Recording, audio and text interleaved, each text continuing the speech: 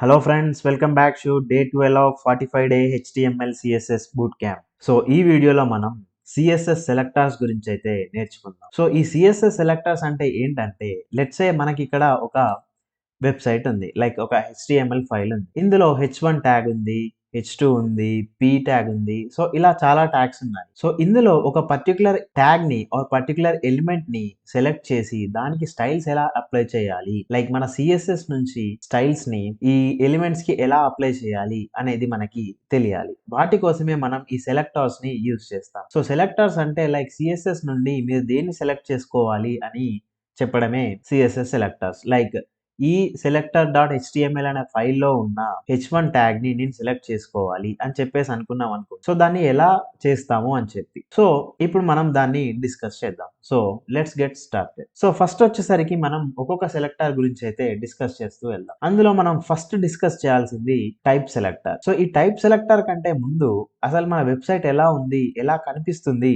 And styles apply చేశాక ఎలా change అవుతది అనేది ఒకసారి మనం చూద్దాం. సో ఇప్పుడు చూస్తే యాస్ ఆఫ్ నౌ మన వెబ్‌సైట్ అయితే ఇలా ఒక కార్నర్‌కి ఈ విధంగా కనిపిస్తుంది. సో దీన్ని మనం స్టైల్ చేస్తూ ఏమైనా బెటర్ చేయొచ్చా అనేది ఒకసారి చూద్దాం. సో టైప్ సెలెక్టర్ అంటే ఏంటంటే లైక్ లెట్స్ సే ఇక్కడ మనకి బాడీ కానివ్వండి, H1 కానివ్వండి వీటిని డైరెక్ట్ వీటి నేమ్‌తో యాక్సెస్ చేయడాన్ని మనం టైప్ సెలెక్టర్ అని చెప్పేసి అంటాం. లెట్స్ సే పారాగ్రాఫ్ ట్యాగ్ ఉంది. సో నేను P ట్యాగ్‌ని సెలెక్ట్ చేసుకొని డైరెక్ట్ ఇలా సెలెక్ట్ చేసి లైక్ P అని మెన్షన్ చేస్తే మనకి పారాగ్రాఫ్ అన్నట్టు ఇక్కడ చూపిస్తుంది చూడండి. అండ్ పారాగ్రాఫ్ అన్నట్టు అండ్ కర్లీ బ్రేసెస్ ఓపెన్ చేసి ఇక్కడ మనం స్టైల్స్ అయితే రాయాలి. సో నేను ఏం చేస్తున్నాను కలర్‌ని బ్లూకి ఇచ్చేస్తున్నాను. అంటే నా వెబ్‌సైట్‌లో ఉన్న నా HTML ఫైల్‌లో ఉన్న రైట్ ఎవ్రీ పారాగ్రాఫ్ ట్యాగ్ నాకు బ్లూ కలర్‌లో ఉండాలి అని చెప్పేసి నేను రాస్తున్నాను అన్నమాట. సో ఇది అప్లై అయిందో లేదో మనం ఒకసారి చూద్దాం. సో ఇక్కడ చూస్తే ఈ పారాగ్రాఫ్స్ అన్నీ మనకి బ్లూ కలర్‌లోకి అయితే చేంజ్ అయిపోయాయి. సో ఇప్పుడు నేను ఇంకొక స్టైల్ ఏం అప్లై చేస్తానంటే ఇలా కార్నర్‌గా కాకుండా మీకు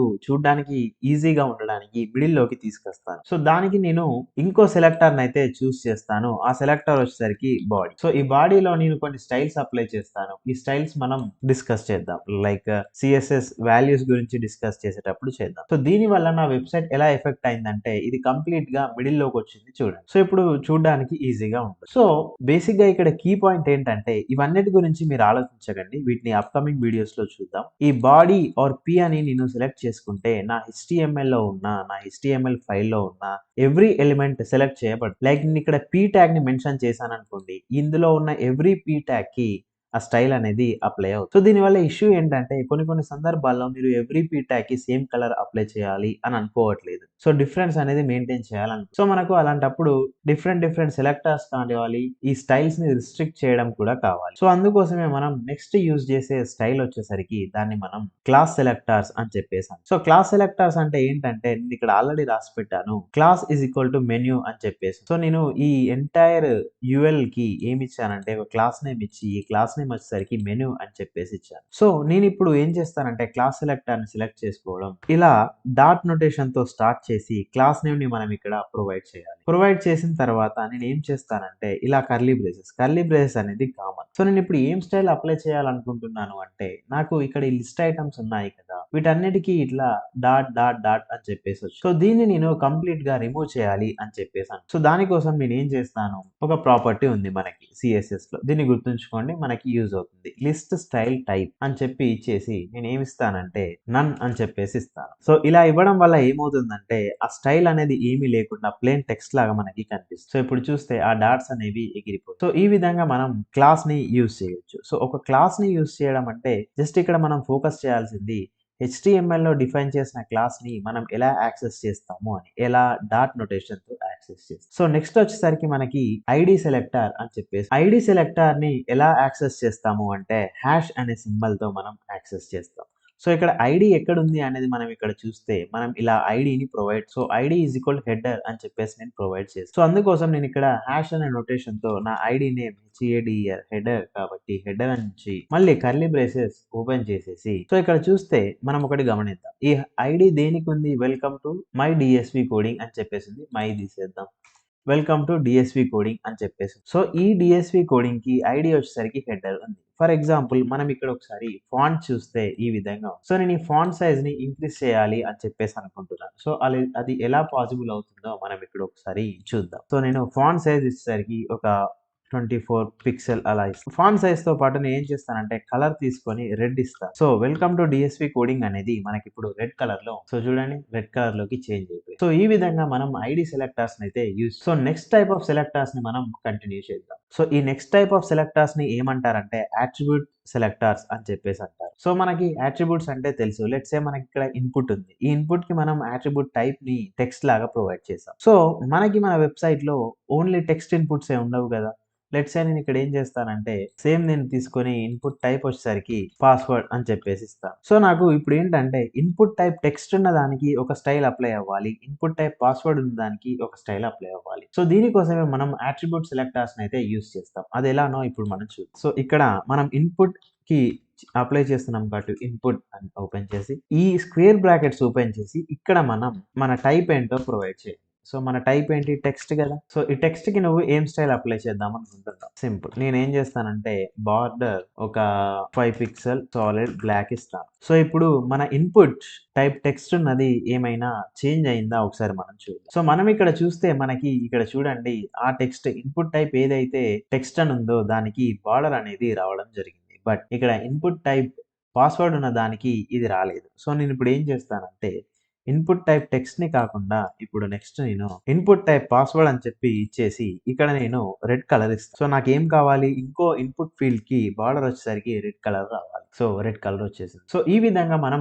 అట్రిబ్యూట్స్ ని యూస్ చేసి మనం ప్రొవైడ్ చేసిన ట్యాగ్ కి మనం ఇచ్చిన అట్రిబ్యూట్ ని పట్టి మనం స్టైల్స్ ని అప్లై చేయొచ్చు. ఇంకో టైప్ ఆఫ్ సెలెక్టర్ ని ఏమంటారంటే డిసెండెంట్ సెలెక్టర్ అని చెప్పేసి అంటారు. సో దాన్ని మనం ఇప్పుడు ఒకసారి చూద్దాం. సో ఎలా అంటే నేను లెట్స్ సే ఈ ఆర్టికల్ అనే ట్యాగ్ ఉంది కదా, దీనికి నేను ఒక క్లాస్ ఇస్తాను. సో క్లాస్ వచ్చేసరికి లెట్స్ సే డిసెండెంట్ అని చెప్పేసి ఇచ్చాను. సో ఇప్పుడు నేను ఏం చేస్తానంటే మన సిఎస్ఎస్ లోకి వెళ్ళి నా క్లాస్ నేమ్ ని ప్రొవైడ్ చేసి దాని తర్వాత ఈ క్లాస్ లో ఉన్న h2 ట్యాగ్ ఉంది కదా, ఈ h2 ట్యాగ్ ని టార్గెట్ చేస్తాను. సో ఇక్కడ నేను స్టైల్ వచ్చేసరికి ఏం చేస్తానంటే కలర్ బ్లూ వైలెట్ అని చెప్పేసి ఇస్తాను. సో ఇప్పుడు ఏం చేంజెస్ అయ్యాయో మనం సో ఇప్పుడు చూస్తే దీనికి కలర్ అనేది చేంజ్ అయిపోయింది. సో దీని స్పెషాలిటీ ఏంటంటే లెట్స్ సే నేను ఇక్కడ టైటిల్ 1 టైటిల్ 2 అని ఇచ్చేస్తాను. సో ఇప్పుడు చూద్దాం. సో ఇక్కడ చూస్తే మనకి ప్రతి h2 ట్యాగ్ కి మనకి ఇక్కడ స్టైల్స్ అనేవి చేంజ్ అయ్యాయి. అంటే ఇక్కడ మనకి ఎలా కంట్రోల్ వచ్చిందో చూడండి. లెట్స్ సే ఈ h2 ట్యాగ్ కి మనం స్టైల్స్ అప్లై చేద్దాము అని చెప్పేసి అనుకున్నాం అనుకోండి. సో ఎవ్రీ h2 ట్యాగ్ అని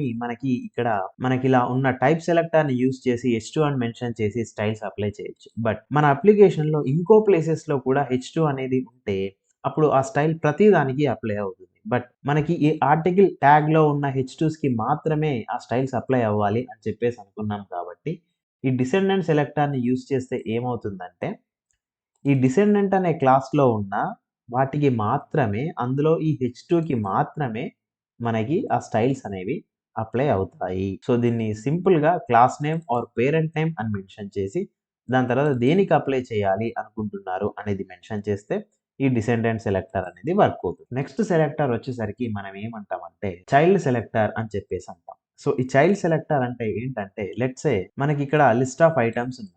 ఇందులో యూఎల్ అనేది పేరెంట్ అండ్ ఈ లిస్ట్ ఐటమ్స్ అనేవన్నీ ఆ పేరెంట్ కి ఉన్న చైల్డ్. సో నేను ఇప్పుడు ఈ యూఎల్ లో ఉన్న లిస్ట్ ఐటమ్స్ అన్నింటిని టార్గెట్ చేయాలి అని చెప్పేసి అనుకుంటున్నాను. సో దాన్ని ఎలా టార్గెట్ చేస్తాము అంటే ఇక్కడ ఒకటి ఏంటంటే ఈ విధంగానే టార్గెట్ చేయాలి అన్న రూల్ ఏమీ లేదు. ఇవి డిఫరెంట్ టైప్ ఆఫ్ సెలెక్టర్స్. వాటిలో మీకు ఏది ఫీజిబుల్ అనిపిస్తే దాన్ని మనం యూస్ చేసుకోవచ్చు. బట్ నేను ఇక్కడ సెలెక్టర్స్ గురించి మాట్లాడుతున్నాను కాబట్టి ఎవ్రీ సెలెక్టర్ గురించి డిస్కస్ చేస్తాను. సో ఇప్పుడు మనం చైల్డ్ సెలెక్టర్ గురించి అయితే మాట్లాడదాం. సో ఈ చైల్డ్ సెలెక్టర్ లో మనం ఏం చేస్తామంటే ఫస్ట్ మనం యూఎల్ తీసుకుందాం. యూఎల్ ని తీసుకున్న తర్వాత అందులో ఉండే చిల్డ్రన్స్ ఏంటి, లిస్ట్ ఐటమ్స్. సో ఈ లిస్ట్ ఐటమ్స్ కి నేను స్టైల్ అప్లై చేయాలనుకుంటున్నాను.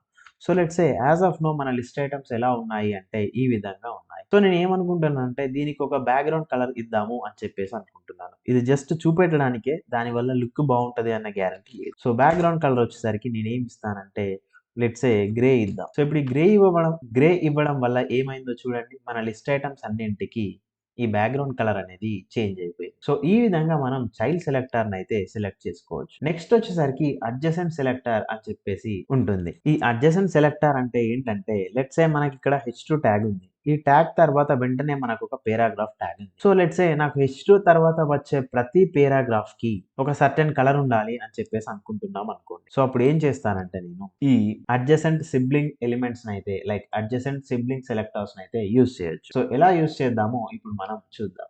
దాని సింటాక్స్ వచ్చేసరికి మీరు దేని తర్వాత వచ్చే ఎలిమెంట్ ని టార్గెట్ చేయాలనుకుంటున్నారో అది. లెట్స్ సే నేను ఇక్కడ H2 తర్వాత వచ్చేది టార్గెట్ చేయాలనుకుంటున్నాను కాబట్టి అది. ప్లస్ పేరాగ్రాఫ్ ని టార్గెట్ చేయాలనుకుంటున్నాను కాబట్టి పేరాగ్రాఫ్. దాని తర్వాత నేను ఇక్కడ ఏం చేస్తానంటే దానికి ఏ కలర్ ఉండాలి అని చెప్పేసి అనుకుంటున్నానంటే బ్యాక్గ్రౌండ్ కలర్. బ్యాక్గ్రౌండ్ కలర్ ఏది ఉండాలి అనుకుంటున్నానంటే లెట్స్ సే దీనికి కూడా గ్రే అనుకుంది. సో ఇప్పుడు H2 తర్వాత ఉన్న పేరాగ్రాఫ్ కి బ్యాక్గ్రౌండ్ కలర్ గ్రే ఉండాలి. ఉందో చూద్దాం. సో ఇక్కడ చూడండి H2 తర్వాత ఉన్న ఈ పేరాగ్రాఫ్ కి గ్రే కలర్ బ్యాక్గ్రౌండ్ ఉంది. బట్ ఈ పేరాగ్రాఫ్ కి లేదు. ఎందుకు? మనం సిబ్లింగ్ సెలెక్టర్స్ ని యూజ్ చేస్తాం. ఆ సిబ్లింగ్ సెలెక్టర్స్ లో ఏమవుతుంది?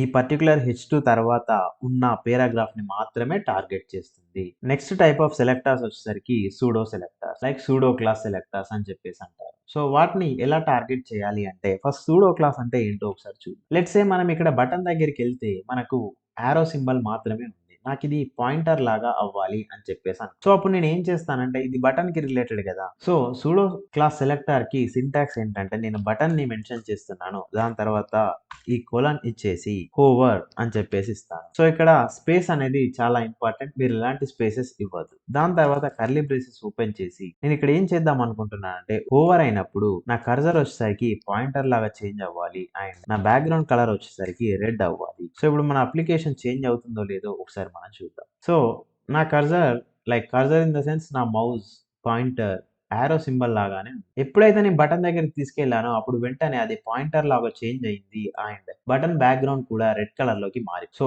ఈ విధంగా మనం ఈ సూడో క్లాస్ అయితే యూస్. సో నెక్స్ట్ ఇంకో సెలెక్టర్ వచ్చేసరికి ఏముంటుందంటే యూనివర్సల్ సెలెక్టర్ అని చెప్పేసి ఉంటుంది. సో ఇదేంటంటే దీన్ని స్టార్ తోని మెన్షన్ చేస్తారు. ఇదేంటంటే మన ఎవ్రీథింగ్ ని ట్యాగ్ చేయడానికి లైక్ ఎవ్రీథింగ్ ని సెలెక్ట్ చేయడానికి మనం దీన్ని యూస్ చేస్తాం. సో లెట్స్ సే ఎవ్రీథింగ్ కి బ్యాక్గ్రౌండ్ కలర్ వచ్చేసరికి గ్రే ఉండాలి అని చెప్పేసి అని ఇచ్చేసాను. సో ఇప్పుడు ఏమవుతుందో మన అప్లికేషన్ లో చూద్దాం. సో ఇక్కడ చూస్తే మీకు ప్రతి దానికి గ్రే కలర్ బ్యాక్గ్రౌండ్ అయితే వచ్చేసి ఇక్కడ బాడీకి వచ్చింది. ప్రతి ఎలిమెంట్ కి గ్రే కలర్ బ్యాక్గ్రౌండ్ రావడం జరిగింది. సో ఈ విధంగా ఎంటైర్ అప్లికేషన్ ని సెలెక్ట్ చేయడానికి మనం ఈ యూనివర్సల్ సెలెక్టర్ అయితే యూస్ చేస్తాం. సో ఇంకో సూడో ఎలిమెంట్ సెలెక్టర్ అని చెప్పేసి ఉంటుంది. దాన్ని కూడా మనం ఫినిష్ చేద్దాం. సో ఇందులో మన త్రూ అవుట్ ది కోర్స్ లో క్లాస్ సెలెక్టర్స్ ని ఎక్కువగా యూజ్ చేస్తాం. దాని తర్వాత ID selectors and next buttons కి ఏమన్నా స్టైల్స్ ఇవ్వడానికి ఈ సూడో క్లాస్ ని అయితే యూజ్ చేస్తాం. సో ఈ సూడో ఎలిమెంట్ ని ఎలా యూజ్ చేస్తానంటే లెట్స్ సే నాకు ఒక పేరాగ్రాఫ్. సో ఇలా యూజ్ చేసి డబుల్ సూడో ఎలిమెంట్ ని సెలెక్ట్ చేయడానికి సో ఫస్ట్ లైన్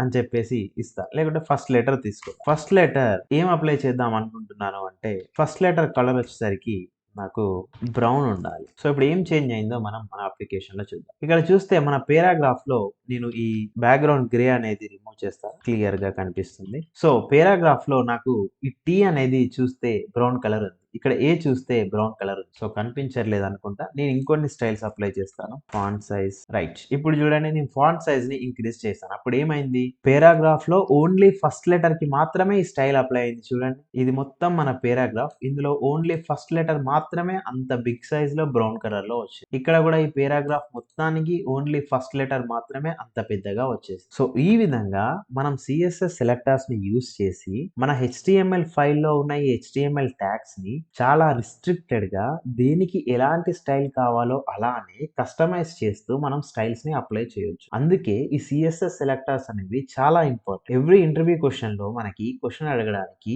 అవకాశం ఉంటుంది. సో ఇది ఫ్రెండ్స్ CSS గురించి అండ్ CSS సెలెక్టర్స్ గురించి. ఈ వీడియో కొంచెం లెంతీగా ఉండొచ్చు. బట్ వీటన్నింటిని నేను ఒక్క వీడియోలోనే కంప్లీట్ చేయాలి అని చెప్పేసి అనుకున్నాను. అందుకోసమే లెంతీ అవుతుంది. సో ఈ వీడియో కనుక మీకు నచ్చినట్టయితే వీడియోని లైక్ చేయండి అండ్ మన ఛానల్ ని సబ్స్క్రైబ్ చేసుకోండి అండ్ కంటెంట్ నచ్చితే మీ ఫ్రెండ్స్ కి ఖచ్చితంగా షేర్ చేయండి. Thank you for watching. By by.